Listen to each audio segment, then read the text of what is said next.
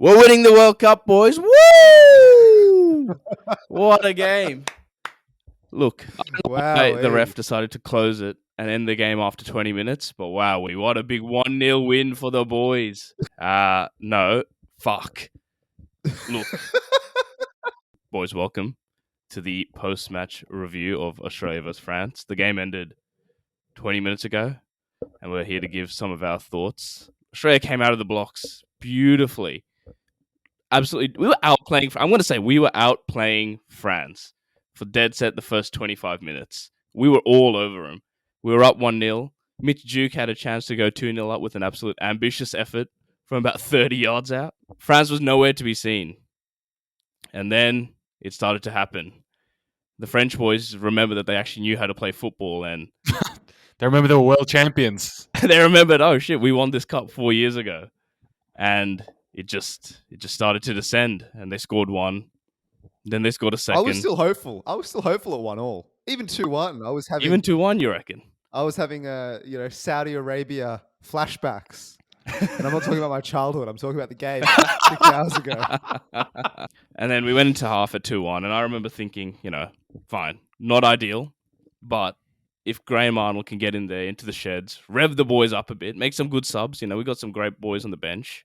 Who knows? Maybe Cumdog, Mobile, Kewell, mate. We got some great names on the bench. And then we came out for the second half, and it was just more of the same. We were just camped in our own box. They were just toying with us. And then they scored a third, they scored a fourth, and I think we all went to bed at that point. For the game, let's talk about some positives, some negatives, and some interesting tidbits. Let's start with the positives first. For the first 25 minutes, we outplayed France off the park. We were doing it. There was a game plan, and we were executing the game plan. Aaron Mooy and Jackson Irvine were running the midfield. Aaron Mooy, just quietly, is Mia Khalifa's favorite football player. I'm just going to put that out there. That's fact. That is fact. That's a fact. You can look it up. She was on Arsenal Fan TV a few years ago, and she picked out Aaron Mooy out of all the footballers on the planet. But you know what? After those first 25 minutes, fair enough. He proved it. He was raw dogging him. He was taking on Chouameni and fucking Rabiot, and he was proving it. Can I just say, first goal, I actually have not seen the Socceroos play good football in 15 years. There was no long balls. It was just beautiful midfield football play. Distribution from Aaron Mooy. Passes were finding their man. Excellent cross from Lecky. And what about the finish? I was going to say, the finish was fucking phenomenal. Into the roof of the net. First time. It was a bounce. It was a bit of a volley. It was a tough finish. And to be honest, going into the game, I'm like, I honestly didn't see how we were going to score a goal. I genuinely did not see how or where the goals were going to come from. Because if you remember to the last World penalties. Cup... That is where the goals were coming from. The last World Cup, all of our goals were penalties, I'm pretty sure, from Mile Jedinak. So... What a indictment to the A-League. The goal was made by the A-League, scored by an A-League player. So, is the A-League better than top 5 European leagues? Could be. With that quality of that goal, wowee. And there's always a worry, you're playing a big team, you're going to be a bit scared, you're going to try and park the bus maybe to try and get a 0-0 draw or something. But the boys actually came out and just played attacking, aggressive football from the get-go and just really took it to the French, which was very good to see. It was nice to see. I think I was a bit scared. Minute 1, France had a good opportunity. Oh, yeah. Then that worried me. I thought, boys, we're on the back foot here. It's gonna be a long 90 minutes. How long can we hold on, rather? And then goal happened, and then the boys looking a bit more confident. Then Mitch Duke comes in. He has a go. 40 yards. Fearless is what the boys played for the first 25 minutes. You're playing against the world champs. No one's expecting anything from you, so why not just go out and just give it an red hot go and you never know what happens. Do the Socceroos punch above their weight? We'd like to think we do, but we don't, let's be honest. They were saying a stat during the game. We've only won 2 World Cup games in 6 World Cups, so what's that? 3 group games, 18 games, 2 wins. We're always there, sir. We're always there. 2 wins one was against Japan and one was against Serbia. So the Serbia one, you would say we're punching above our weight. But we've been given tough groups. In 2014, we had Spain and Netherlands. 2018, we had France, Denmark, and again we have France, Denmark. So, and we try our little hearts out in true Australian fashion. We give it a go. In true fashion. Ask. That's literally all you can ask. And we saw it today. Like when Australia did put pressure on the French defenders, like they were making mistakes. They did look a bit iffy at times. And there was also one. There was a right before halftime. There was a header. I think it was Jackson Irvine got up there and he headed it and it hit the post. Oh, what was Lloris doing? Mate, Lloris was nowhere, mate. He was back in the airport in Doha Airport. He was nowhere near it.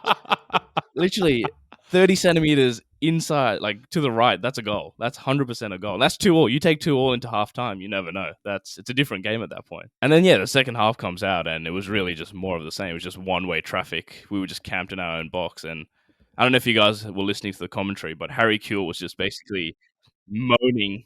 And look, he was making good, fair points, very valid points. But at 6 o'clock in the morning, I didn't want to listen. Shut up, Harry, bro. Shut up, Harry, for a bit, man. Allow it. Positivity. But, again, I have to say, he was making great points, and someone had to say it. He was calling it how it is, but he was just basically moaning how, we were camped in our own half, and we had basically no options on the counter-attack. He just kept saying the attackers were just standing still. Like, they were making no run. So, like, when we do win the ball back, we're just passing it to our strikers who are just standing on the halfway and just not moving. So, like, what's the point of having all this pace, essentially, Mbappe, Kewell, and none of them were making runs in behind that French defense. Yeah, one of my favorite parts of Harry Kewell's commentary was he was halfway through a point about either like Giroud or Mbappe or something, and then Mbappe just gets a through ball, and then he just like sighs. He's like, yeah, he just and like halfway through his sentence, he's like, like here we go again. Here we go again. Yeah. I saw a comment saying listening to Harry Kewell was like just being down at the pub with your mate. Like, he was just being very biased, just, like, cheering when something good happened and just a lot of us groaning and sighing and, like, this is not good enough, blah, blah, blah. It was good to hear, but I'm like, nah, come on, He was give just it a rest. Raw thoughts, and his raw thoughts were very critical of the Socceroos. All his media training went out the window. He was just literally just speaking what he had to say. All right, some quick stats, right? Obviously, we know the full-time result, 4-1. How many shots do you think the French had? It seemed very aggressive. Like Mbappe had like probably 6 alone in this. In general or on target, right? In general. I reckon maybe 15, 16. 23 shots. My versus wow. 4 for the Socceroos. I was going to say, did we have one at all in the second half? I can't remember us having even being in the French half in the second half. There was absolutely no danger. And the possession, 63% to 37%. But I feel like in the second half, Aaron Mooy just disappeared. Like, the balls that he was playing in the first half, like, would not go into feet. We kept playing back to defenders. Like, no one was running in behind, as Harry Kewell would say. It was just an absolute shambles. Like, where's Sam Kerr? Where's Sam Kerr? Why can't she play? To your point, yeah, Harry Kewell kept saying that, like, we were very negative. Our midfielders' first, like, thought when they got the ball was to pass it back or sideways. Like, there was never like a turn to like pass it forward. And that comes to his other point where the attackers just weren't making any runs. So, like, what can our midfield do? You're right. Where is Sam Kerr though? The first 2 goals were just soft. Like, especially like the first one, right? Just unmarked. Second one was, what's he doing? Second one was horrible. This is a World Cup, brother. Like, clear the ball. This is just basic football, under 12 stuff. I think at this point, Atkinson was probably just too distraught and distressed by getting abused by Mbappe for a dead set 30 minutes straight at that point. And he just saw him in his peripheral and just passed it. Speaking of Giroud, first of all, how is that man level with Thierry Henry as all-time French goal scorer? And second of all, how did we let that happen? I don't know. I'm not happy about it. So he was at the World Cup last 2018, and he was their striker for basically every single game. They won the World Cup. He didn't score a single goal. I'm pretty sure he's the only striker ever to be in a World Cup winning team and not score a goal in the whole tournament. And we've just let him score today. It's unbelievable. But Giroud, what a man. You look at his career highlights, all his goals. If you just compile all his best goals, you'd think he's fucking Pele or Maradona. Mate, he almost got a bicycle today. He almost got an absolute screamer. He's going in. Because that's just the level of Giroud. He only scores banger. He'll fuck about for 80 minutes and then just bicycle kick top bins. But yeah, that second half when we were camped in our own half, it just felt like we were New Caledonia. We were just a French colony at that point. They just came, took our territory and just set up shop there. And just had their way with us. Oh my and not to mention, like, there was Aziz Beige made a clearance off the goal line. And there was another, Matt Ryan made a couple of mad saves. So honestly, it could have been like 6, 7. Yeah, not looking good. And the other results in the group, Tunisia and Denmark were a 0 or draw. So is that good for us? it would have been good if we didn't concede 4 goals. Like if we lost 2-1, we'd be only 1 point behind, but we'd only be on -1 goal difference. -3 goal difference is going to be so hard.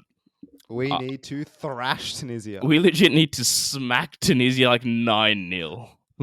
We need to what do we do to that other team, the other Polynesian team, 32-0. We just need to do that to them. American Samoa. We need to American Samoa Tunisia to be even competitive in the group at this point. Well, Archie Thompson's in the he's in the TAB ads, isn't he? So let's get him a retirement. Let's fly him over there. Get him up front. He'll score 13. All right, we've been through some positives. We've talked a lot of negatives. Let's move away from that, and let's maybe some interesting things you boys noticed during the game. Apart from Harry Kewell's colourful commentary during the game, one of my other favourite parts was at the end. Well, first of all, one of them, I noticed they're all shaking hands, and the Australia players were very keen to take their shirts off and exchange the shirts, right? And I feel I saw 3 or 4 players try to go up Giroud to get his shirt, and he was having none of it. He was getting his shirt on. He's like, "Nah, sorry, boys." Probably because all-time scorer now, but he was having absolutely zero of Mitch Duke trying to offer his fucking Socceroos jersey. Just spat in his face. Doesn't need his Socceroos jersey. Exactly. And then the other thing I noticed was at the end, first of all, they were shaking hands one by one, which is fair enough. All the players are in different parts of the field. But then afterwards, they did that thing in primary school where they line up one side, the other team lines up the other side, and they go one by one as in line to shake everyone's hand. Beautiful. Now, my interesting tidbit is controversial one. I don't think we would have scored if Hernandez didn't tear his ACL. Do his ACL.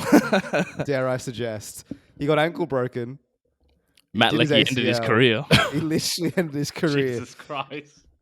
And now I'm a bit worried that, the only way we're scoring is if players get shot down by some Atari sniper.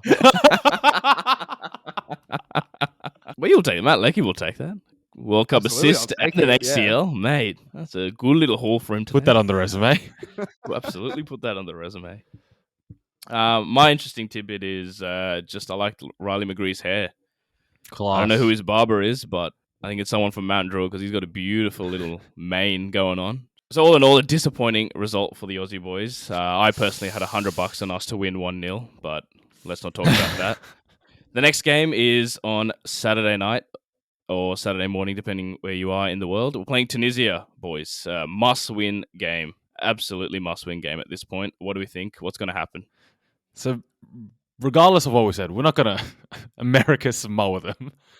We could. Let's not rule that out. I reckon a cheeky. We're going to win. I back it. Tunisia, they couldn't even beat Denmark, dude. I back us. I don't back a lot of goals, but maybe a 1-0. I reckon it's going to be like today. We're going to score first. We're going to shut up shop. But Tunisia don't have the firepower that France do. My heart says 5-0, but my head says 12-0. So which one should I listen to? I think I'm with you as well on this one, Manny. I think 1-0 sounds juicy, and I'll absolutely take a 1-0 right now. More interesting tidbit. I did find it interesting that our centre backs were about 6'5" and couldn't win a fucking header today, but that's neither here nor there. Yeah, I think 1-0. But like Rose said, my heart says 12-0. Maybe they get a call from the Jetstar CEO. They all get offered maybe some free flights to Bali. And, the Tunisian players don't try that hard maybe. And we can get some 5-6-0 win would be nice. That'd be lovely.